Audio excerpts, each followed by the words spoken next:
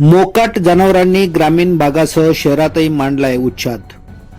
मुरबाड तालुक्यात मोकाट जनावरांचा वावर मोठ्या प्रमाणात वाढला असून ग्रामीण भागात शेतकऱ्यांची प्रचंड नुकसान करीत आहेत। यावर्षी अतिवृष्टीमुळे भात पिकांची रोपे पाण्यात बुडाल्याने महागडे बियाणे खरेदी करून दुबार पेरणी करणे भाग पडले। सध्या पावसाने साथ दिल्याने भात लागवडीच्या कामाला वेग आला आहे। मात्र रात्रीच्या वेळी मोकाट जनावरे लावणी केलेल्या भाताचा फडशा पाडीत असल्याने शेतकऱ्यांना नाहक नुकसानीला सामोरे जावे लागत असताना कल्याण अहिल्यानगर महामार्गावर मोकाट जनावरे थव्याने उभी राहत असल्याने सातत्याने अपघाताच्या घटना सुद्धा घडत आहेत। वैशिष्ट्य म्हणजे ग्रामीण भागाबरोबर मुरबाड तहसीलदार कार्यालयाच्या इमारतीच्या खालील भागात मोकाट जनावरांनी कब्जा केला असून महसूल कार्यालयात कामानिमित्त येणाऱ्या नागरिकांना दुर्गंधीचा ताप सहन करावा लागत आहे।